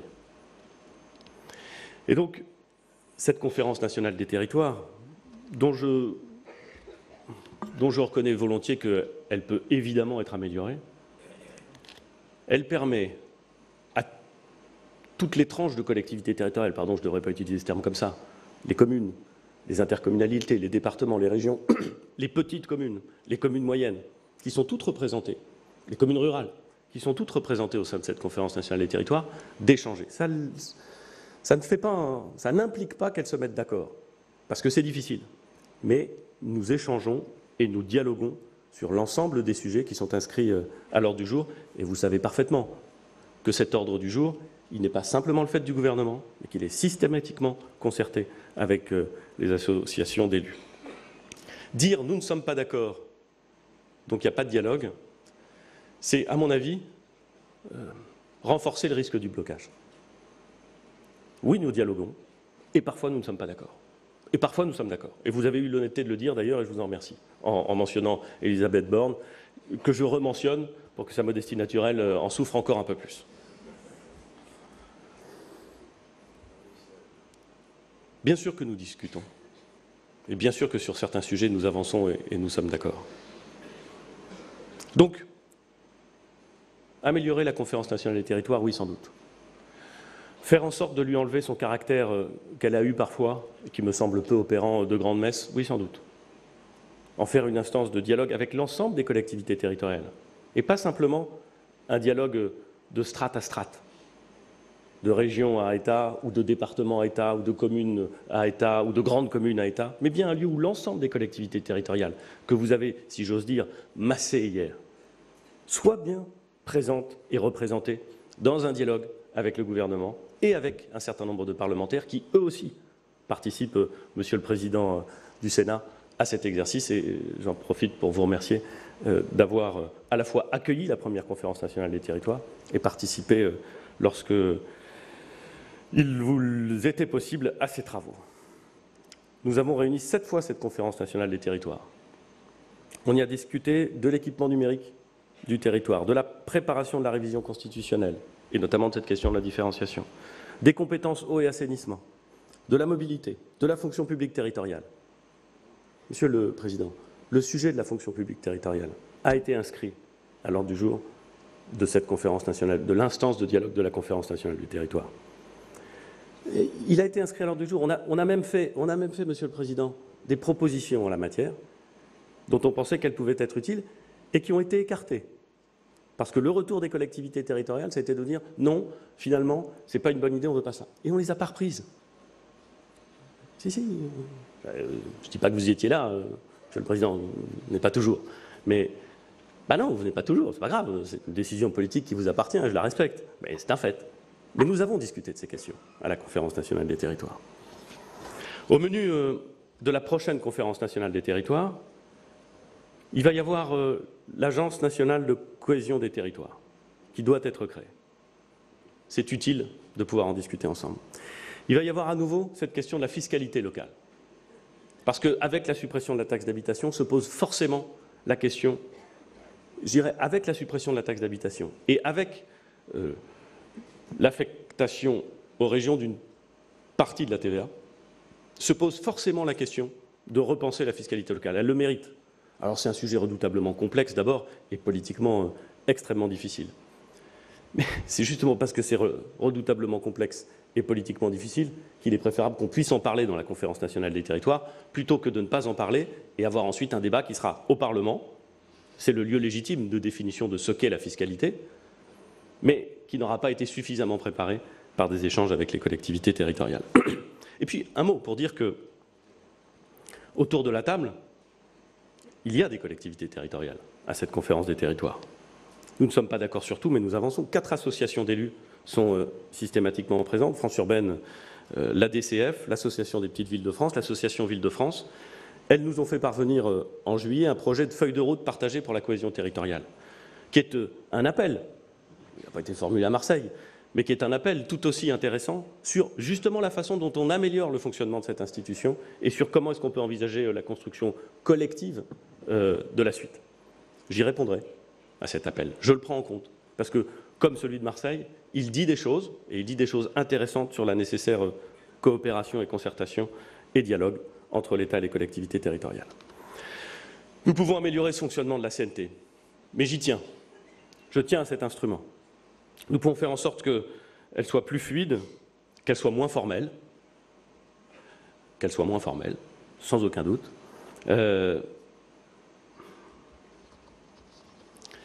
Et vous savez, Monsieur le Président, que j'ai évoqué la possibilité d'une rencontre avec les présidents de région pour écouter ce que vous aurez sur ce sujet, comme sur bien d'autres sur lesquels je vais revenir, les propositions que vous formulez. Un mot maintenant de la répartition des compétences. Je l'ai dit, vous l'avez dit, en France, dans notre République, dans notre Constitution, la décentralisation est un fait aussi incontestable qu'irréversible. C'est incontestable et c'est irréversible. Je ne crois pas que nous gagnions quoi que ce soit à laisser penser que nous voudrions revenir sur une disposition qui est centrale, première, si j'ose dire, dans la Constitution, le fait que la France est désormais une république décentralisée. Point. Personne, mesdames et messieurs, personne ne veut revenir sur le caractère décentralisé de la République. En tout cas, certainement pas le gouvernement, certainement pas la majorité parlementaire et certainement pas les élus locaux. En revanche, puisque nous citons la Constitution, il est vrai que l'article 34 de la Constitution définit prévoit que la loi, votée par le Parlement, répartisse les compétences entre l'État et les collectivités locales, ou entre les collectivités locales, et que ça relève du domaine de la loi. Cette répartition, qui est un acte politique, elle doit permettre de faire en sorte que les choses fonctionnent mieux. Elle doit permettre de corriger ce qui peut l'être et ce qui doit l'être. Elle doit permettre d'accentuer sur certains sujets cette décentralisation. Nous avons engagé des transformations. Certaines de ces transformations, vous les avez évoquées. Je pense à la lutte contre la pauvreté, je pense à l'apprentissage. Nous amènent, c'est vrai, à aborder les choses de manière différente. Un mot, puisque vous avez évoqué l'apprentissage, en disant qu'il n'y avait eu, vous ne l'avez pas vraiment dit comme ça, enfin vous l'avez quand même dit un peu comme ça, Hervé, qu'il n'y aurait pas eu de concertation. Il y en a eu. Je peux d'autant plus en témoigner que vous y étiez, et moi aussi, et que ça se passait dans le Salon Bleu de Matignon. Donc nous savons qu'il y a eu des concertations. Et nous savons que vous avez toujours formulé des arguments qui, pour certains, ont été entendus et pour d'autres, n'ont pas été repris. C'est vrai. Mais, de grâce, pour la qualité du débat public, ne disons pas qu'il n'y a pas eu de concertation. De même, vous évoquez Muriel Pénicaud, la ministre du Travail, qui, selon vous, aurait dit que que le nombre d'apprentis aurait été considérablement multiplié. Ce n'est pas exactement ce qu'a dit Muriel Pénicaud. Elle a dit que le nombre de demandes d'apprentissage a été considérablement multiplié, de plus de 40%. Nous avons assisté cette année à une augmentation considérable de la demande d'entrée en apprentissage. Pas du nombre d'apprentis encore, de la demande. C'est une excellente nouvelle, parce que justement, cette appétence des Français pour l'apprentissage, cette espèce de réticence culturelle à l'apprentissage, était vécue comme un problème. Nous sommes en train de dépasser cette réticence culturelle. Il faut donc maintenant être à la hauteur de la tâche. C'est la raison pour laquelle nous avons proposé au Parlement ces transformations. S'agissant de la lutte contre la pauvreté, là aussi, des présidents de conseils départementaux, je pense par exemple, cher Dominique, au président Klein, a été chargé d'une mission par le gouvernement avec la députée de Marseille, du reste, sur justement comment est-ce qu'on pouvait avancer sur les questions de RSA, et on produit des rapports dont nous tenons compte, c'est plutôt une bonne chose. Et ils l'ont fait avec leur expérience. Une expérience de terrain, une expérience d'élu local, une expérience d'élus compétents qui gèrent spécifiquement tel ou tel dossier. Notre objectif, c'est de créer, pour améliorer une politique qui ne fonctionne pas comme elle devrait fonctionner, d'améliorer les choses et de créer un service public, un véritable service public de l'insertion. L'État ne pourra pas faire les choses seul, il le sait parfaitement. Il sait que pour construire ce service public de l'insertion, il faudra qu'il s'appuie, qu'il travaille, qu'il réfléchisse et qu'il mette en œuvre les choses avec les collectivités territoriales, avec les départements bien entendu, mais aussi avec les métropoles qui connaissent aussi leur tissu économique, avec les régions bien entendu, qui ont un rôle majeur en la matière. A l'inverse, quand le législateur décide de remettre une politique publique entre les mains d'un échelon décentralisé, il faut que l'État respecte ce choix. Je suis d'accord avec vous. Assumer ce choix, c'est donner aux collectivités concernées la possibilité d'innover, d'expérimenter, d'adapter. D'ailleurs, dans le droit actuel, vous savez qu'on est condamné au choix binaire de l'abandon de l'expérimentation ou de sa généralisation. C'est le droit tel qu'il existe, tel qu'il a existé depuis bien avant que nous n'arrivions aux affaires. Je pense qu'il faut corriger cela. Je pense qu'il faut accepter le risque, ou plus exactement l'opportunité, parce que je ne crois pas que ce soit un risque, de la différenciation. C'est ce que vous demandez, c'est ce que demandent beaucoup d'élus locaux. C'est ce à quoi je crois. J'y crois tellement qu'avec le Président de la République, nous avons décidé de l'inscrire dans la révision constitutionnelle, de faciliter le droit à la différenciation, de faire en sorte que ce soit plus simple pour une collectivité locale de différencier sa façon d'appliquer une politique publique, de concevoir ou de penser, de mettre en œuvre une politique publique. La révision constitutionnelle n'a pas, mesdames et messieurs, avancé à ce stade au rythme où j'aurais aimé qu'elle avance. Je ne suis pas sûr d'être le premier responsable de cette avancée trop lente, mais je vous confirme que nous sommes extrêmement attachés à l'idée d'inscrire dans la Constitution et de simplifier ce principe de différenciation. Il est indispensable pour les collectivités locales et je pense qu'il est indispensable pour le pays. Assumer ce choix, c'est aller plus loin. C'est aussi accepter que l'État ne s'occupe plus du tout d'un certain nombre de missions. Et que pour certaines missions, le périmètre de son action s'allège pour tenir compte de l'intervention des collectivités territoriales. Le 24 juillet dernier, j'ai, par une circulaire adressée notamment au préfet, engagé une réorganisation territoriale de l'État avec une idée claire et une idée simple, mettre fin aux doublons là où ils existent. Et il y en a encore. On va les supprimer. On va les supprimer complètement. Il y en a, par exemple, on aura l'occasion d'évoquer les doublons, je vais attendre les retours que me font les préfets, mais on sait qu'il existe des doublons. Eh bien, on va les supprimer. Et je trouve ça naturel, et je trouve ça normal, et ça va exactement dans le sens de ce que vous demandez. Assumer ce choix, enfin, c'est diminuer les normes dont on se plaint si souvent et depuis si longtemps. Juste un mot, ce n'est pas spectaculaire, je sais, mais je sais que les élus locaux comprennent très bien ce que je vais dire.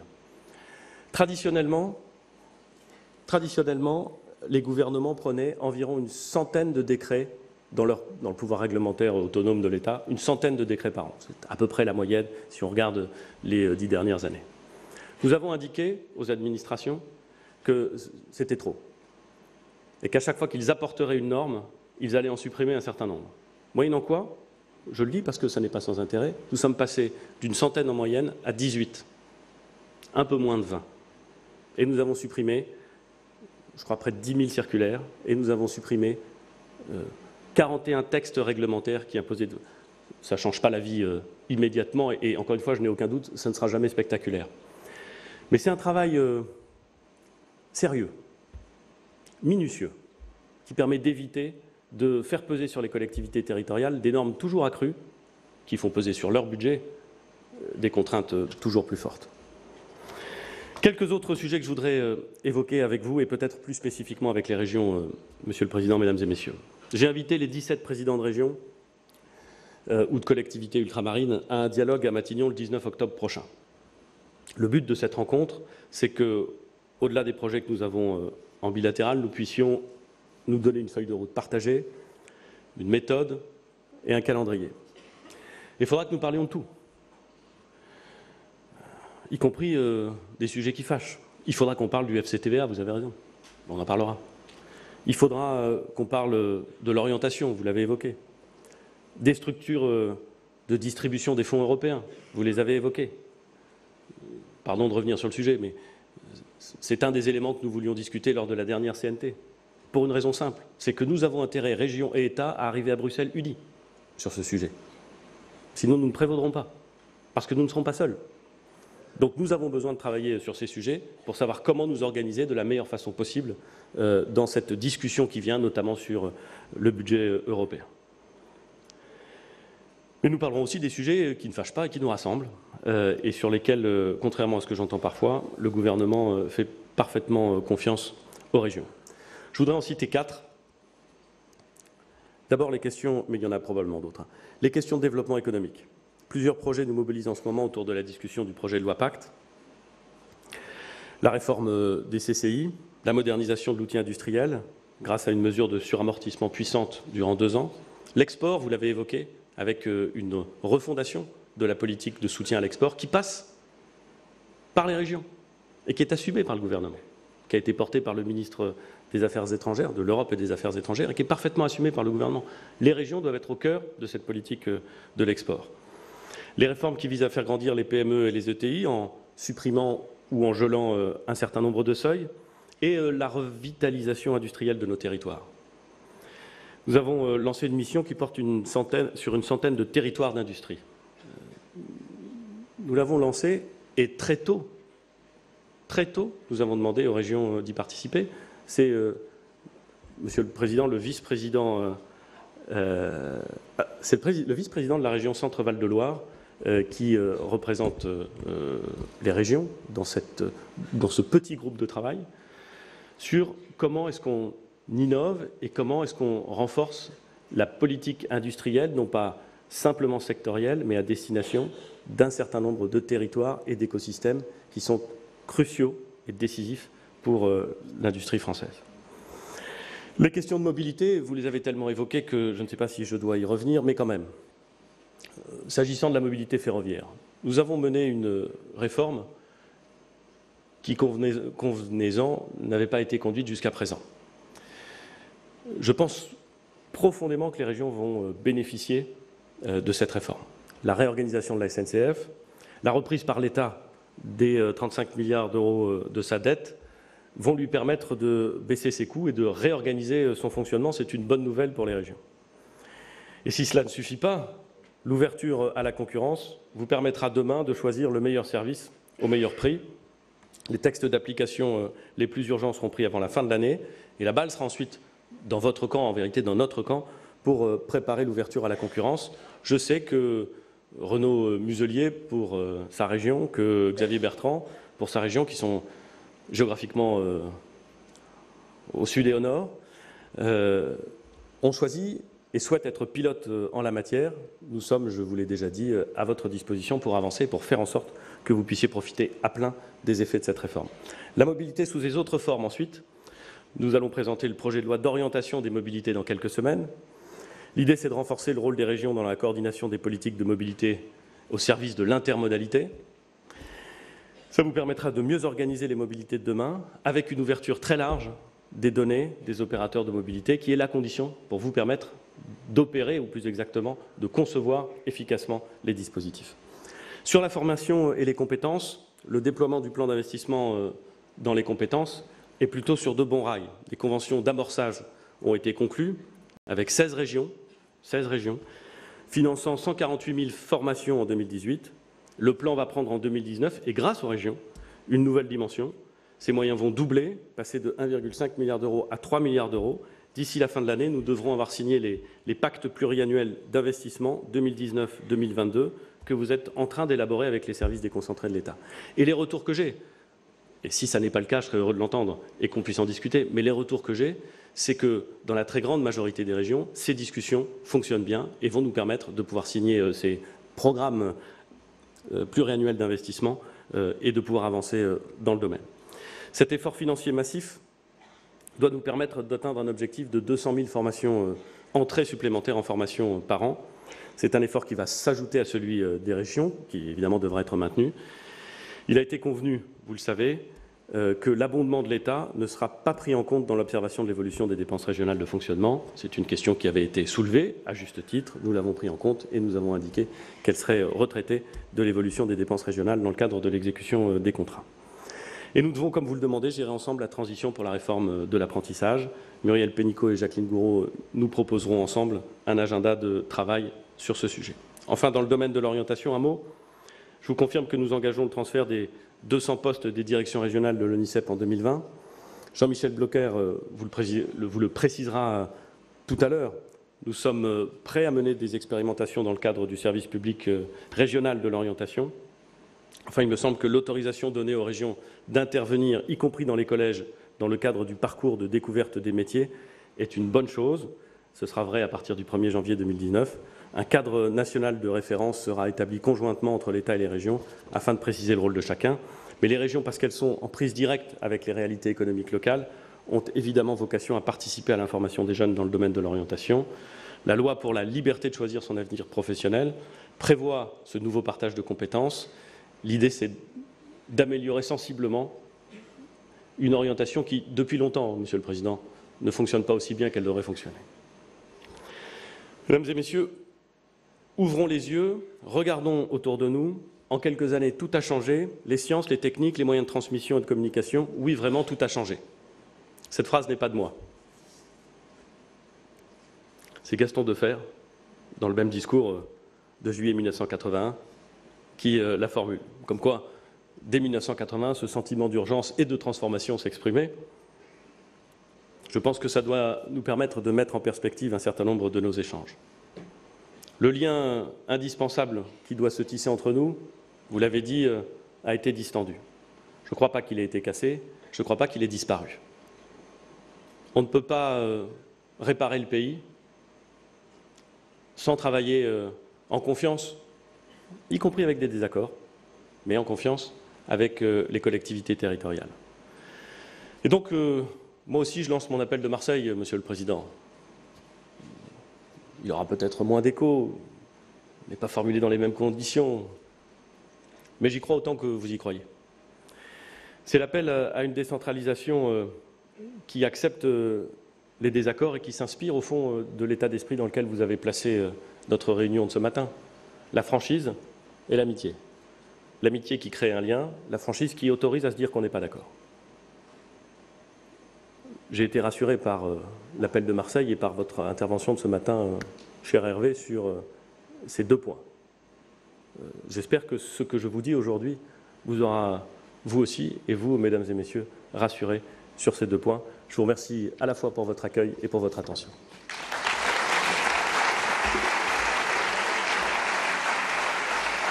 Merci, monsieur. Merci, monsieur le Premier ministre. Merci, monsieur. Édouard Philippe, le Premier ministre, était donc présent ce matin à Marseille pour ouvrir ce 14e congrès des régions de France. Un discours qui, bien sûr, n'a pas manqué de faire réagir les présidents de région. Je vous propose d'écouter l'un d'entre eux. C'est la puissance invitante de ce congrès, Renaud Muselier, le président de la région Sud Provence-Alpes-Côte d'Azur. On l'écoute. Bonjour Renaud Muselier. Bonjour. Vous êtes le président de la région Sud Provence-Alpes-Côte d'Azur qui accueille ce 14e congrès des régions de France. On a entendu votre discours, vous disiez notamment ne pas comprendre la méthode du gouvernement. Est-ce qu'après le discours d'Édouard Philippe, vous la comprenez mieux cette méthode? Écoutez, en tout cas, je ne sais pas si je la comprends mieux, mais il y a encore une piste très clairement ouverte pour essayer de faire en sorte qu'on recrée des liens. On a fait hier avec département, région et ville l'appel de Marseille. Qu'est-ce qui se passe? Ça veut dire que nous avons tous ensemble l'impression de ne pas être bien traités, sur le fond comme sur la forme. Bien. Et que ce n'est pas un problème politique dans le sens droite-gauche. Voilà, c'est un problème de comment faire notre travail convenablement et compte tenu de cette proximité que nous avons sur nos territoires et des lois qui nous fixent un certain nombre de compétences. Donc cet appel de Marseille, qu'est-ce qu'il répond le Premier ministre? Il dit je fais le pari de Marseille. Il redécrypte notre appel en disant qu'il a été un élu local et qu'il le comprend et qu'il l'entend. À partir de ce moment-là, il défend sa politique, c'est normal. Mais je crois qu'il a bien compris qu'il était nécessaire de venir, sinon ça aurait été une humiliation complémentaire, qu'il a la nécessité de nous expliquer un certain nombre de choses, mieux, c'est sûr, et de changer la méthode de travail avec les responsables des collectivités, notamment les régions de France. Donc, écoutez, soyons positifs, il est venu, il s'est exprimé, on l'a écouté. On est content de travailler ensemble parce que c'est important pour la réussite de la France et de notre pays. Donc on se dirige vers la République de la confiance que vous avez appelée de vos voeux ce matin entre l'État et les exécutifs locaux? Dans la République de la confiance, comme vous l'avez écouté avec attention, il y a des obligations pour l'État, Il y a des obligations pour les régions et il y a aussi le respect du suffrage universel. On n'est pas aux ordres des préfets. Donc tout ça a mis en place la technostructure qui doit nous imposer de Paris des choses impossibles à réaliser ne sera pas acceptable et n'est pas acceptable pour nous. Et donc on a besoin de trouver un moyen de travailler ensemble. Donc vive la République de la confiance. L'année dernière, à l'issue du discours du Premier ministre, lors de votre congrès à Orléans, vous aviez claqué la porte de la conférence des territoires. Ce matin, Édouard Philippe a reconnu qu'on pouvait la faire d'une meilleure façon, cette conférence nationale des territoires. Est-ce que les régions vont revenir à la porte des négociations ? Mais est-ce qu'elles étaient parties en fait? Parce que quand on quitte une négociation, c'est qu'il y a négociation. Or, il n'y avait pas de négociation. Il y avait ordre de jour fixé ou préfixé, sans discussion en amont, et après un monologue unilatéral avec un résultat d'une concertation qui était déjà préécrite. Donc il faut parler de négociation, de vraies ou de fausses négociations. Nous, on veut trouver des solutions. On a besoin de trouver des solutions. Et eux aussi, ils ne peuvent pas réussir sans les territoires, ils ne peuvent pas réussir sans nos communes, ils ne peuvent pas réussir sans les départements, ils ne peuvent pas réussir que sans la région. C'est inscrit dans notre Constitution. Donc gouverner seul, c'est s'isoler. Donc nous, on ne veut pas s'isoler. Nous, on veut travailler pour notre pays, notre département, nos régions. Et donc, nous avons une situation où je crois qu'il a compris. J'espère, en tout cas. Donc, à la prochaine conférence nationale des territoires, les régions seront là ? J'espère qu'on pourra mettre l'ordre du jour avant et préparer en amont. Vous savez, regardez ce qui s'est passé aujourd'hui. Tout le monde a rendu hommage à Madame Borne. Je ne crois pas que ce soit le même cas pour d'autres ministres. Non. Notamment Jacqueline Gourault, qui a été beaucoup critiquée durant à la fois hier soir et ce matin. Est-ce que Jacqueline Gourault est une ministre déconnectée des réalités des collectivités territoriales? Elle a trop d'expérience pour être déconnectée, mais justement cette expérience, c'est l'expérience du nouveau monde au profit d'un autisme avancé. On ne peut pas dire que le président du Sénat présent, les 3 présidents d'associations présents, avec les tables rondes que nous avons eues, qui ont exprimé un vrai malaise profond. Elle n'a pas vu, elle n'a pas senti, elle n'a pas entendu, elle a un vrai problème. Bon. Donc, mais par contre, pour Madame Borne, elle a travaillé en amont, sa réforme, et globalement, personne ne la critique. Elle nous a reçus, elle nous a vus, elle nous a revus, on a travaillé, on a échangé, on a réussi à pas demander l'impossible, on ne demande pas de l'argent, on demande d'avoir une politique cohérence dans le temps et la distance pour pouvoir travailler dans cette distance sereinement. Voilà. Donc mélangeons pas tout. Avec Madame Borne, c'est facile, avec Madame Gourault, on est un peu surpris qu'elle ait quand même ses dysfonctionnements, et je crois que le Premier ministre est là pour moduler tout ça. Merci beaucoup, Renaud Muselier, d'avoir réagi en direct sur Public Sénat au discours d'Édouard Philippe, qui est donc venu ce matin ouvrir ce 14e congrès des régions de France.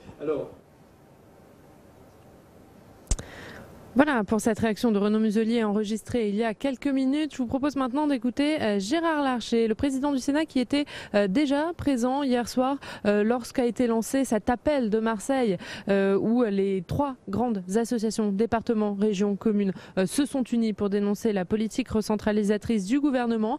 Et ce matin, le président du Sénat, c'est lui qui a conclu cette matinée au congrès des régions de France. On écoute tout de suite son discours en intégralité. Nous accueillons donc Monsieur le Président du Sénat, Gérard Larcher.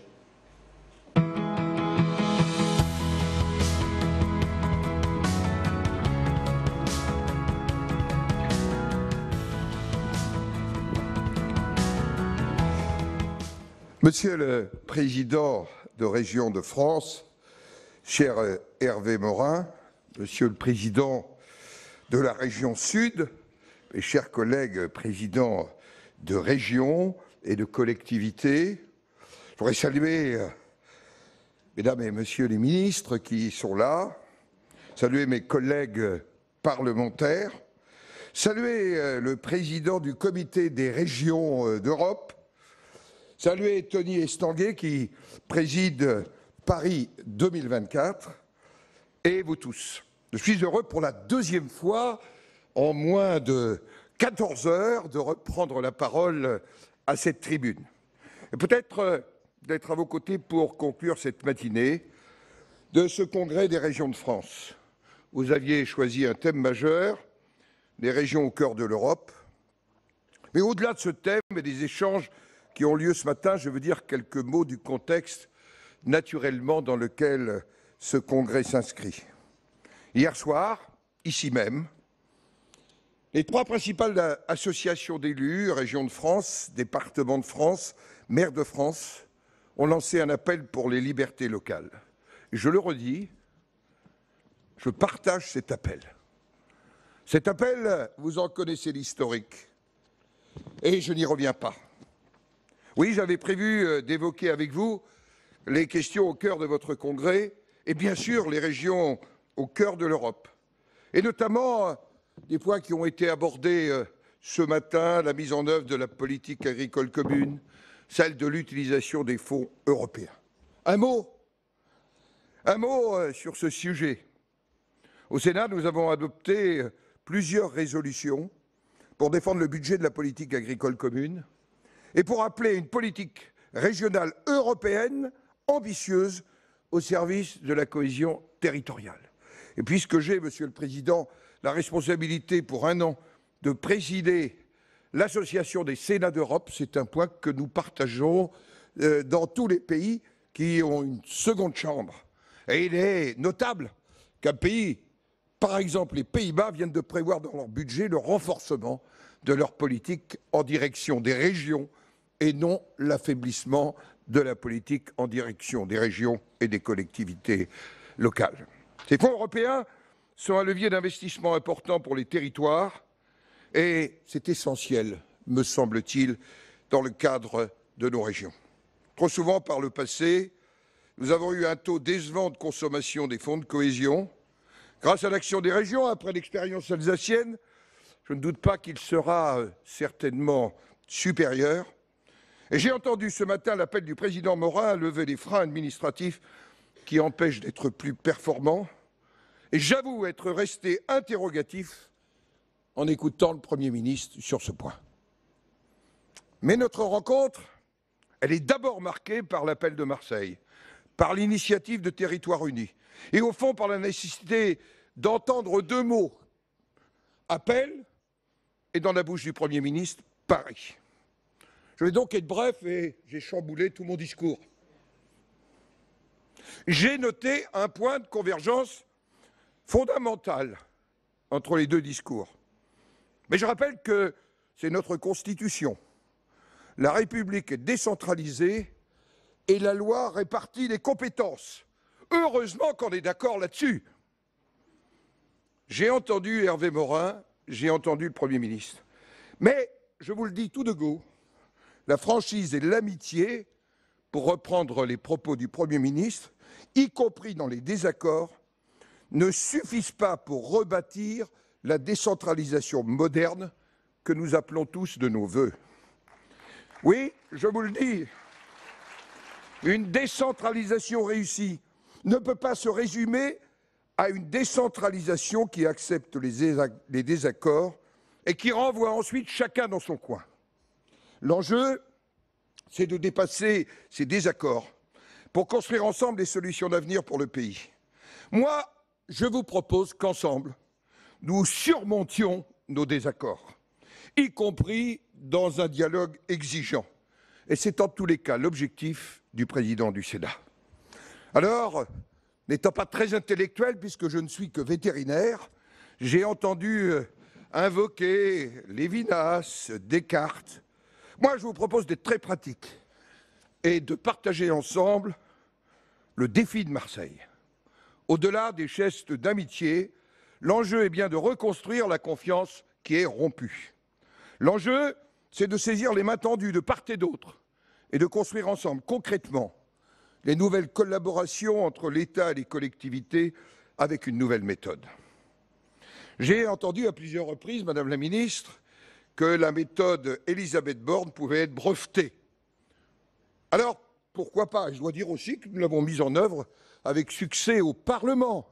Je pense à la réforme du statut de la SNCF et je le pense, après un échange ce matin, à un futur texte sur les mobilités. Mais il me semble qu'avec Territoires Unis, dans l'indépendance des associations, mais le Sénat, parce qu'il a la responsabilité constitutionnelle de représenter les collectivités territoriales de la République, nous devons proposer une autre approche, notamment sur le sujet de la préparation des conférences nationales des territoires. Rappelez, et Hervé Morin vient de le faire, ce qui est une évidence, c'est que les élus territoriaux ont la légitimité du suffrage universel, qu'ils ne doivent pas s'en excuser, qu'au contraire, cela leur donne une force qui doit nous permettre d'avancer. Il ne suffit pas que nos relations soient à l'intérieur de la Conférence nationale des territoires, et je cite, et j'ai participé à tous les grands rendez-vous des conférences nationales des territoires, sachant que ce sont mes collègues qui participent à l'instance de dialogue. Il ne suffit pas que les relations au sein de la conférence soient plus fluides et moins formelles. Et je reprends les mots du Premier ministre, il faut surtout qu'elles quittent la raideur. Il faut qu'on aborde, y compris sur le plan législatif, une meilleure répartition de l'exercice des compétences, faisant jouer la subsidiarité. Il faut qu'on aborde la question de la transformation de la fonction publique, notamment territoriale. Il faut qu'on aborde la question de la différenciation territoriale, et ce sera un des sujets de la révision constitutionnelle pour nous, en même temps que l'importance de la représentation dans les territoires et de la question incontournable des droits du Parlement. Il y a aussi la nécessité d'évoquer les ressources et les moyens et la nécessaire stabilité de la parole de l'État. Vous savez, on doit préparer ensemble le Big Bang de la fiscalité locale qui est programmé pour le premier semestre 2019. Bercy nous fait déjà partager son 6e scénario. On ne peut pas se tenir à cette méthode. Il faut que nous utilisions la méthode que le président de la République proposait au Congrès des maires de France. Dialogue avec les représentants des collectivités territoriales, dialogue entre les commissions des finances de l'Assemblée nationale et du Sénat, avant qu'une copie ne soit proposée et qu'ensuite, souverainement, librement, le Parlement en décide. Alors, je vous le dis, des discours, des invitations ne suffiront pas. Il faudra la preuve par la réalité de l'écoute mutuelle, par les discussions qui seront prises. Il ne faut pas qu'on se raconte d'histoire. Je l'ai dit hier soir. La réalité de nombreux territoires et de leurs élus, c'est le sentiment de ne pas être écouté, celui d'être dépossédé, celui de n'avoir plus de voix qui compte. Je l'ai entendu au cours de ces 3 dernières semaines dans beaucoup de territoires.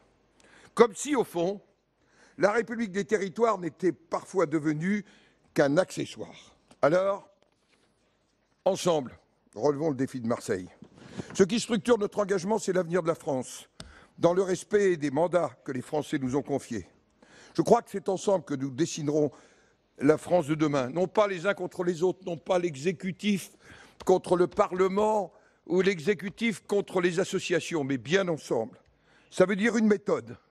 Ça veut dire une méthode où nous dessinerons la France de demain, par nos complémentarités, par nos débats, parfois par nos désaccords, mais jamais par nos oppositions. Alors je fais confiance à l'esprit de dialogue qui souffle aujourd'hui à Marseille. Je le redis, on ne redressera pas notre pays, et c'est vraiment ma préoccupation numéro 1, au-delà de tous les clivages politiciens. Moi, je suis l'esprit le plus libre de la terre. Mais on ne redressera pas la France contre les territoires ou contre les élus. C'est tous ensemble qu'ainsi nous pourrons faire vivre les valeurs de notre pays pour que vive la République et que vive la France. Merci, Monsieur Gérard Larcher, président du Sénat. Le président du Sénat, Gérard Larcher, est donc venu conclure cette première matinée du Congrès des régions de France, congrès où était présent le Premier ministre Édouard Philippe. Vous avez pu suivre son discours sur notre antenne. Il a défendu la politique du gouvernement envers les collectivités territoriales, alors qu'hier, je vous le rappelle, les 3 grandes associations d'élus représentant les régions, les départements et les communes se sont unies pour dénoncer la politique recentralisatrice du gouvernement. Nous reviendrons bien sûr sur ce Congrès des régions de France à partir de 16h30 dans Sénat 360, présenté par Delphine Girard. Et en attendant, très bonne journée sur Public Sénat.